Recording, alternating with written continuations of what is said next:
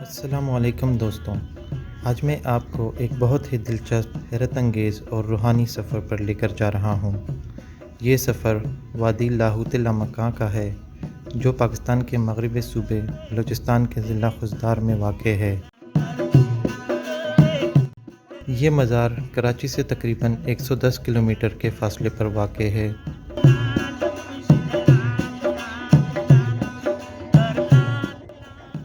इस वक्त दोपहर के 2 बज रहे हैं और हम कराची से हब डैम के रास्ते अपने मंजिल की तरफ बढ़ रहे हैं।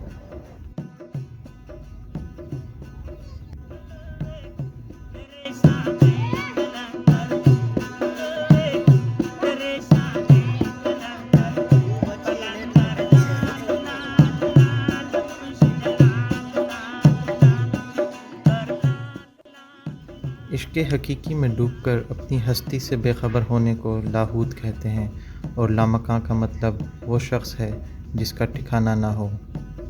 इस तरह लाहौत लामकां का मतलब ये निकलता है कि एक ऐसा खानाबदोश जिसने अपने आप को इश्क़ हकीकी में बिला दिया हो।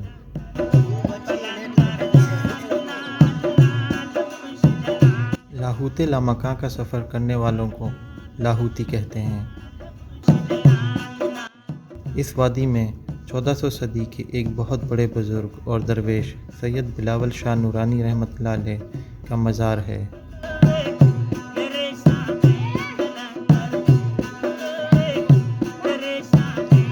बलूचिस्तान की खूबसूरती ने हमेशा मेरे दिल पर बहुत गहरा असर डाला है, चाहे वो साफ़ शफाफ साहिल हों या खूबसूरत पहाड़ या फिर यहाँ के लोगों की सादगी और खुलूस।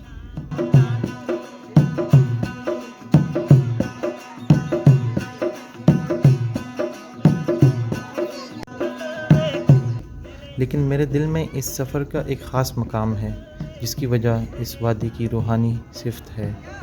इस वादी के सफ़र में हमें बलूचिस्तान के खूबसूरत पहाड़ों का नज़ारा करने का मौका मिलेगा।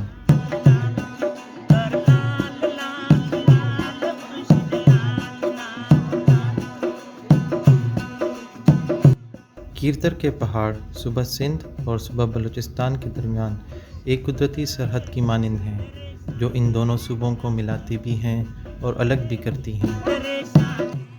हमारा ये सफ़र एक लाहौती के सफ़र के तर्ज पे तरतीब दिया गया है और हमारी पूरी कोशिश है कि आपको इस रूहानी सफ़र का सही अंदाज़ा हो और उसके साथ साथ लुत्फ़अंदोज़ होने का भी मौका फ़राहम किया जाए।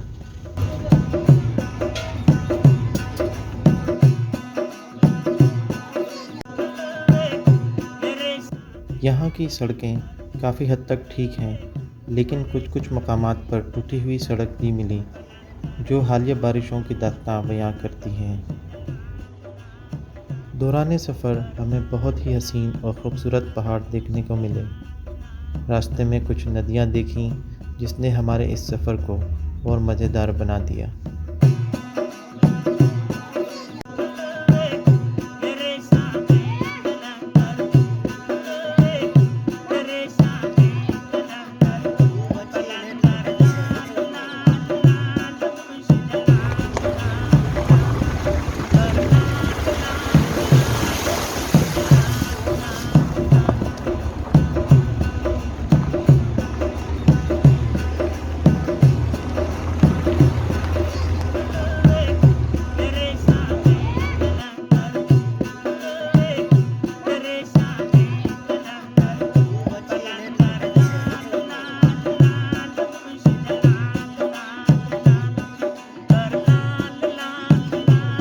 शाह नूरानी रहमतुल्लाह अलैह के मज़ार से चंद किलोमीटर पहले मोहब्बत शाह फ़कीर की दरगाह वाक़ है।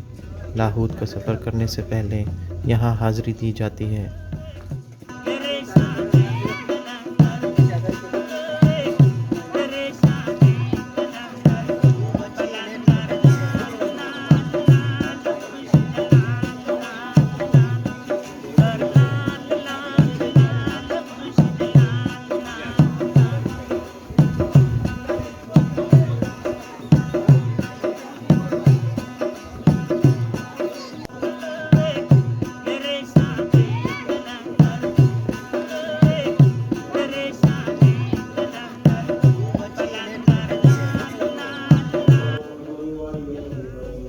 वक्त की कमी की वजह से मैं मोहब्बत शाह फ़कीर के बारे में बहुत ही कम मालूमात हासिल कर सका हूँ।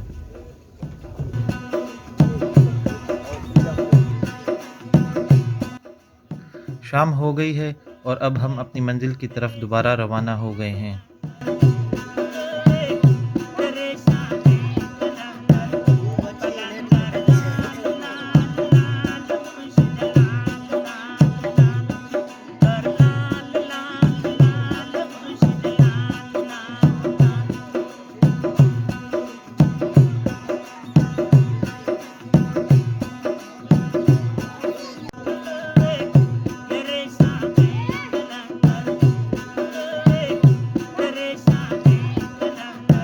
चार घंटे के मज़ेदार सफ़र के बाद हम शाह नूरानी रहमतुल्लाह अलैह के शहर में पहुँचे। दिसंबर के इस महीने की सर्दी हमें यहाँ महसूस होने लगी। हमने अपनी गाड़ी पार्क की और इस शहर के अंदर चले गए।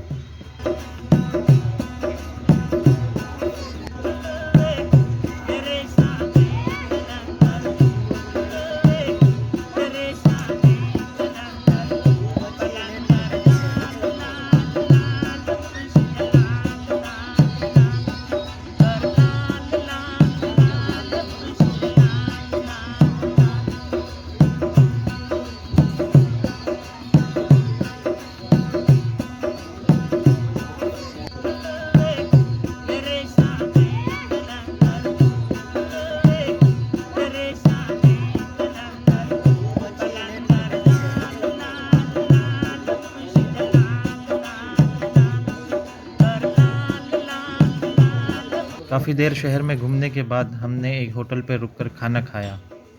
उसके बाद अपनी गाड़ी के पास ही टेंट लगाया, लकड़ियाँ जलाकर अपने लिए चाय बनाई और यहाँ की ठंड को काफ़ी देर तक एंजॉय करते रहे।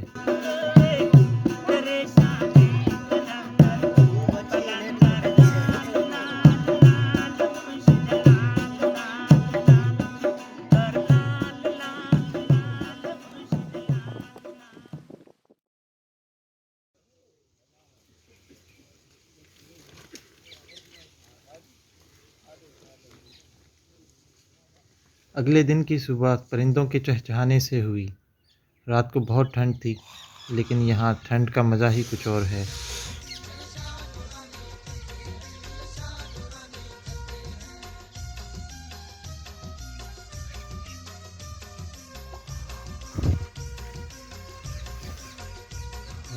2016 के बॉम्ब ब्लास्ट के बाद यहाँ की सिक्योरिटी काफ़ी बढ़ गई है और अब यहाँ पर एफसी और बलूचिस्तान लेविस का कंट्रोल है। मैं ये सोच रहा था कि यहाँ से सनराइज़ की एक अच्छी सी फ़ोटो ले ली जाए। इसके लिए जब मैं पहाड़ पर जाने लगा तो एक एफसी एहलकार ने मुझे बुलाया और मुझे मना कर दिया। उसके बाद मेरा कैमरा उन्होंने रख लिया और ये कहने लगे कि यहाँ पर फ़ोटोग्राफ़ी करना मना है।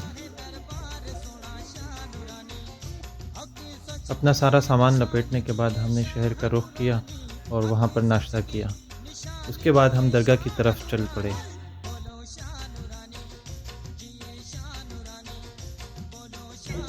ये दरगाह इस शहर के बिल्कुल बीचों बीच वाक़ है। सबसे मज़े की बात यह है कि इन दूर दराज पहाड़ियों के अंदर इस शहर में आपको हर किस्म की सहूलियात मिल जाती हैं। मोबाइल चार्जिंग से लेकर खाना खाना, नाश्ता करना, चाहे आपको बिस्तर चाहिए किराए पे वो भी मिल जाते हैं।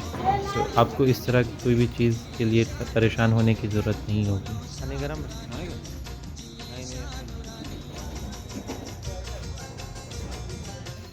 इन मार्केटों को क्रॉस करते हुए हम शाह नूरानी रहमतुल्लाह अलैह के मज़ार पर पहुँचे।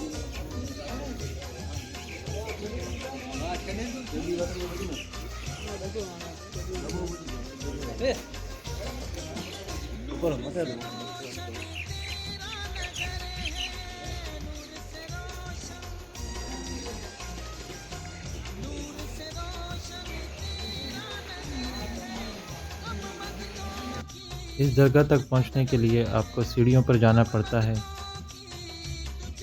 जैसे ही सीढ़ियों से आप ऊपर जाते हैं तो आपको सीधे हाथ पर एक बहुत ही खूबसूरत मस्जिद बनी हुई नज़र आएगी और उल्टे हाथ पर सफ़ेद पत्थरों से बना हुआ ये दरगाह नज़र आएगा।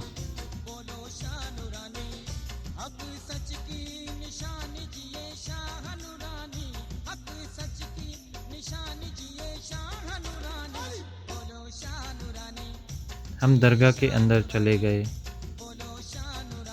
और शाह नूरानी रहमतुल्लाह अलैह की कब्र का दीदार किया।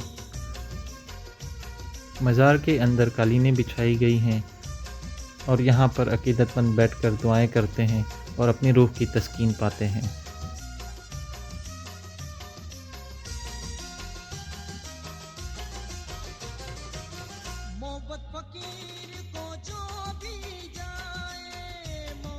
दरगाह के बरामदे में जब आप आते हैं तो आपको इस वादी की तमाम पहाड़ियाँ नज़र आती हैं जो बहुत ही एक दिलकश नज़ारा पेश करती हैं।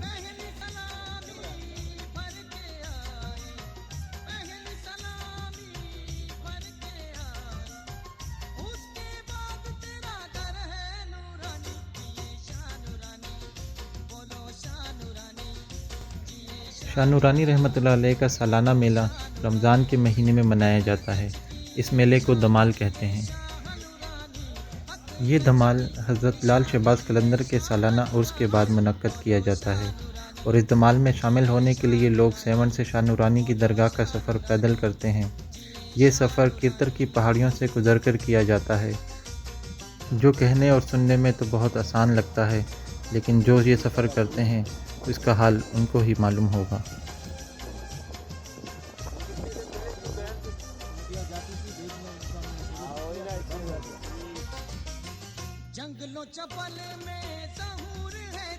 दरगाह से जब आप नीचे उतरेंगे तो कुछ अकीदतमंद लोग आपको ऐसे मिलेंगे जिनके हाथ में सितार होगा और वो शाह नूरानी रहमतुल्लाह अलैह के बारे में कुछ गज़लें और शायरी पढ़ते हुए नज़र आएंगे।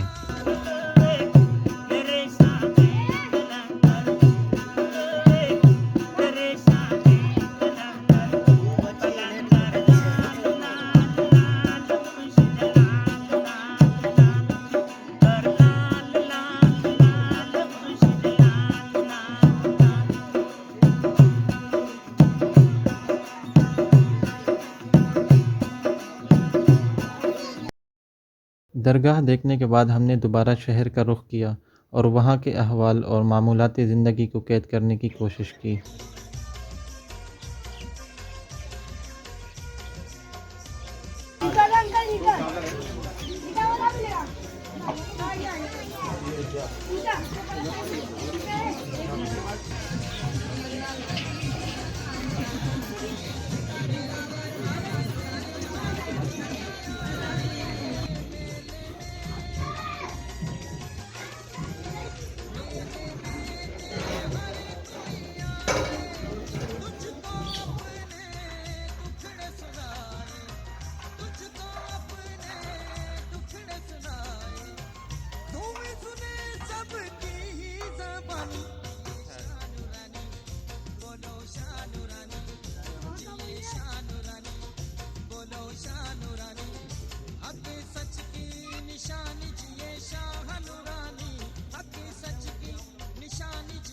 किसी भी दूसरे शहर के लोगों की तरह यहाँ के लोग भी खेल कूद और तफरीह का शौक़ रखते हैं।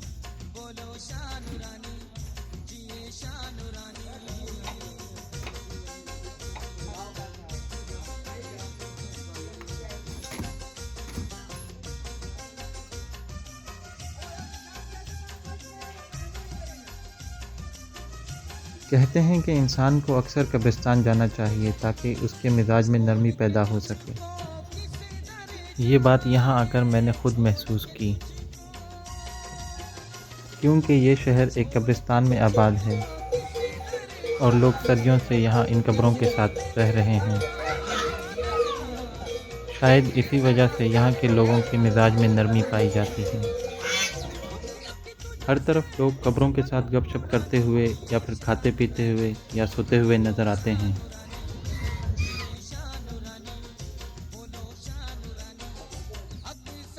ये तो मालूम नहीं हो सका कि ये कब्रें कितनी पुरानी हैं, लेकिन इन कब्रों के ऊपर जिस शाइस्तगी से काम किया गया है वो वाकई एक शाहकार हैं और यहाँ के लोगों की फ़न की अक्कासी करती हैं।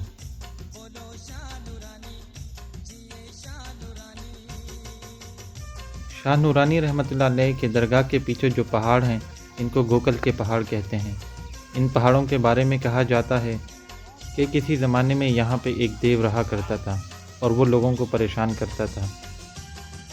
लोगों को इस देव से छुटकारा दिलाने के लिए हज़रत अली रज़ियल्लाहु ताला अन्हा ने इन पहाड़ों में गोकल देव को हमेशा के लिए बंद कर दिया।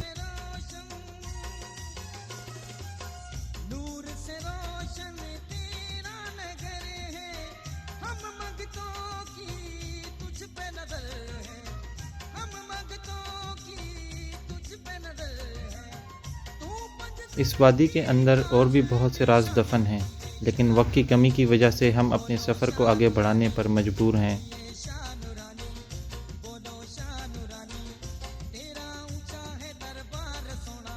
यहाँ एक और बहुत ही दिलचस्प मकाम है जिसे मौला अली कदम के नाम से जाना जाता है। ये मकाम इस वादी से चंद मिनटों के फासले पर है। इस जगह पर एक पत्थर है जिस पर पैर का निशान बना हुआ है। माना जाता है कि ये हज़रत अली रज़ियल्लाहु ताला अन्हु के पैर का निशान है।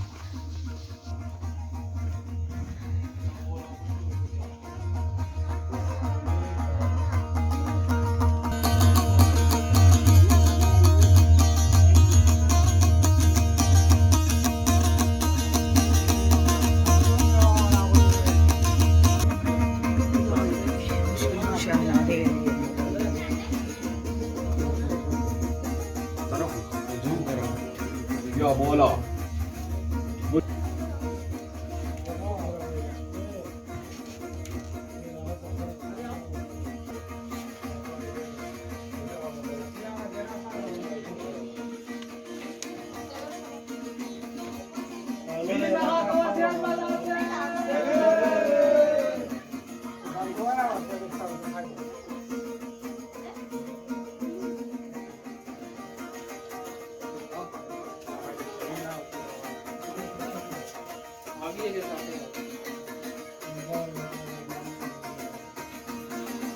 Jolly.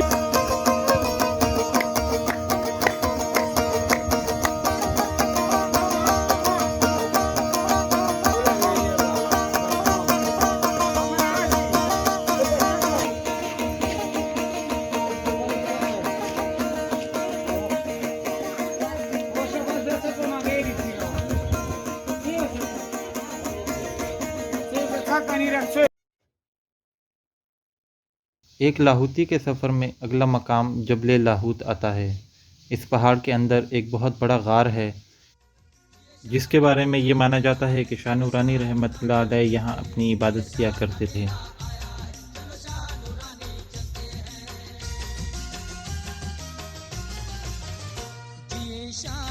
सड़क से इस गार तक का रास्ता 2 से 3 किलोमीटर का है। यहाँ से लोग इस गार तक पहुँचने के लिए पैदल जाते हैं। हमने इस वीडियो में ये रास्ता दिखाने की कोशिश की है। ये रास्ता बहुत मुश्किल है और ख़तरनाक भी। जिन लोगों को ऊंचाई से डर लगता है वो लोग यहाँ जाने से कतराते हैं।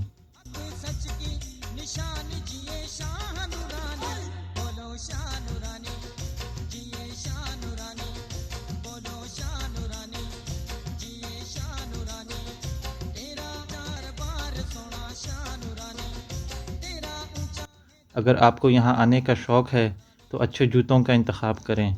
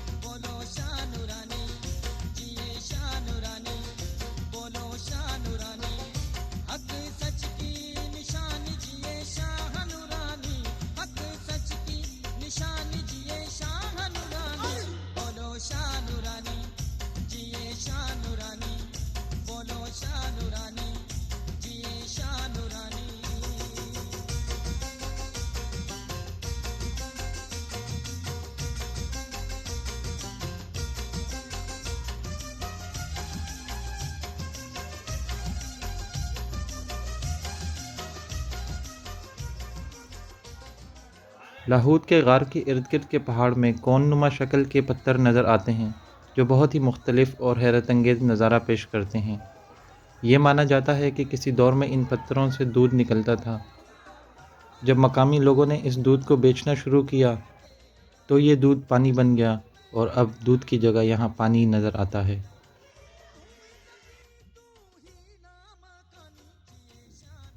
लाहौद के इस गार को माँ का पेट भी कहते हैं और ये माना जाता है कि जो शख्स इस गार के अंदर से होकर आ जाता है तो उसके सारे गुनाह माफ़ हो जाते हैं।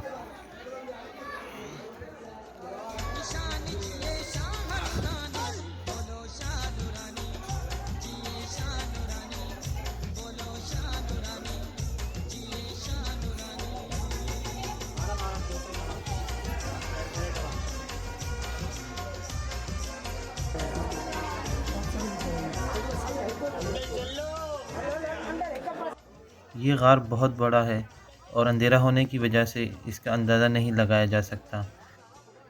हमने अपने कैमरे से इसकी तस्वीर लेने की कोशिश की है जो थोड़ी देर में हम आपको दिखाएंगे।